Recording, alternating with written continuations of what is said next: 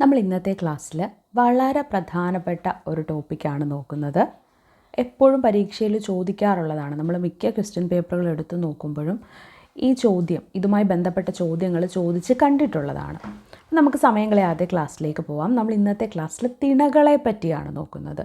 തിണകൾ എന്ന് പറയുമ്പോൾ പ്രാചീന തമിഴകത്തെ ഭൂമിശാസ്ത്രപരമായ പ്രത്യേകതകളുള്ള പ്രദേശങ്ങളെയാണ് നമ്മൾ തിണകളെന്ന് പറയുന്നത്. അങ്ങനെ ഭൂമിശാസ്ത്രപരമായ പ്രത്യേകതകളുടെ അടിസ്ഥാനത്തിൽ പ്രദേശങ്ങളെ 5ആയിട്ടാണ് പ്രാചീന തമിഴകത്തിൽ തരംതിരിച്ചിട്ടുണ്ടായിരുന്നത്. അവ ഓരോന്നുമാണ് തിണകൾ എന്ന് പറയുന്നത്.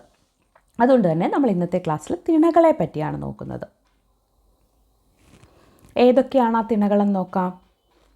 കുറിഞ്ചി, മുല്ല, പാല, മരുതം, നെയ്തൽ. ഇങ്ങനെ 5 തിണകളായിരുന്നു പ്രാചീന തമിഴകത്തുണ്ടായിരുന്നത്. ഏതൊക്കെയാണ് പ്രാചീന തമിഴകത്തുണ്ടായിരുന്ന 5 തിണകൾ? ആദ്യം ആ പേര് നന്നായി പഠിക്കുക. പിന്നീട് എന്താണ് അതിൻ്റെ ഭൂമിശാസ്ത്രപരമായ പ്രത്യേകതകൾ പഠിക്കാം. എൻ്റെ ഒപ്പം ആവർത്തിച്ച് പറഞ്ഞാൽ മതി. കുറിഞ്ചി, മുല്ല, പാല, മരുതം, നെയ്തൽ. ഏതൊക്കെയാണ് പ്രാചീന തമിഴകത്തെ തിണകൾ? കുറിഞ്ചി, മുല്ല, പാല, മരുതം, നെയ്തൽ. കുറിഞ്ചി, മുല്ല, പാല, മരുതം, നെയ്തൽ ഇവയാണ് പ്രാചീന തമിഴകത്തെ 5 തിണകൾ.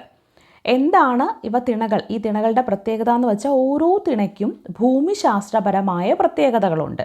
അങ്ങനെ ഓരോ പ്രദേശത്തെയും അതിൻ്റെ ഭൂമിശാസ്ത്രപരമായ പ്രത്യേകതകളുടെ അടിസ്ഥാനത്തിലാണ് 5ആയിട്ട് തരംതിരിച്ചിട്ടുള്ളത്. ആ കാര്യം ക്ലിയർ ആയല്ലോ. ആദ്യത്തെ തിണയാണ് കുറിഞ്ചി. കുറിഞ്ചിയുടെ ഭൂമിശാസ്ത്ര പ്രത്യേകത എന്താണ്? കുറിഞ്ചി എന്ന് പറയുമ്പോൾ മലകളും മലയോരങ്ങളും അടങ്ങുന്ന പ്രദേശത്തെയാണ് കുറിഞ്ചി എന്ന് പറയുന്നത്. എന്താണ്? മലകളും മലയോരങ്ങളും അടങ്ങുന്ന പ്രദേശമാണ് കുറിഞ്ചി.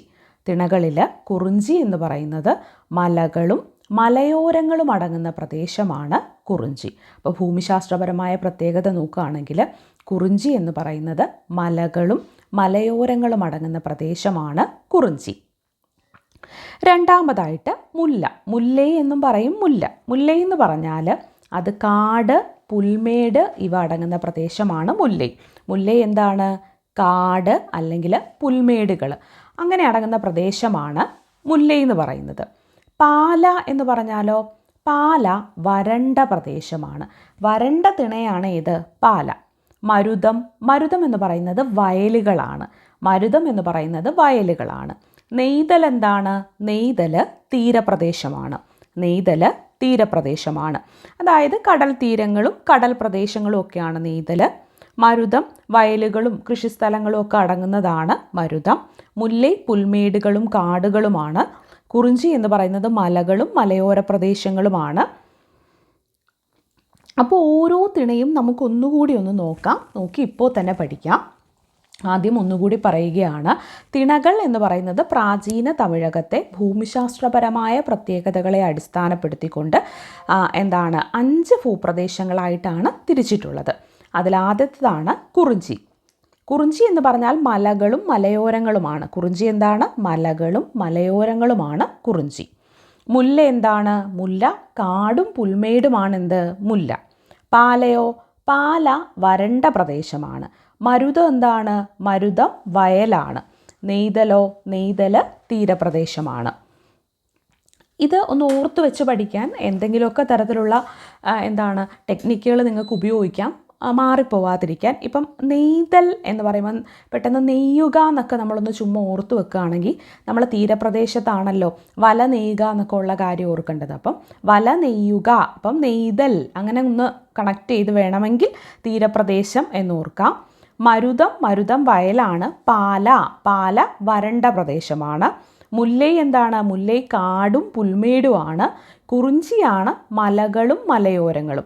ശ്രദ്ധിക്കുക, ഈ പുൽമേടുകളും മലകളും മലയോരങ്ങളും ഒന്നും മിക്സായി പോകരുത്. കുറിഞ്ചി എന്ന് പറഞ്ഞാൽ മലകളും മലയോരങ്ങളുമാണ്. മുല്ല എന്ന് പറയുമ്പോൾ അത് കാട് അല്ലെങ്കിൽ പുൽമേടുകളൊക്കെയാണ്. പാല വരണ്ട പ്രദേശമാണ്. മരുതം വയലാണ്. നെയ്തൽ തീരപ്രദേശമാണ്.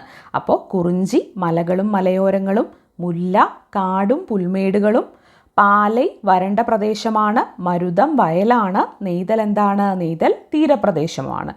അപ്പോൾ ഇതാണ് എന്താണ് പ്രധാനപ്പെട്ട 5 തിണകൾ, ഭൂമിശാസ്ത്രപരമായ അവയുടെ പ്രത്യേകതയുമാണ് ഇവിടെ പറയുന്നത്. ഒന്ന് ആവർത്തിച്ച് കേട്ട് പഠിക്കാനായിട്ട് ശ്രമിക്കുക.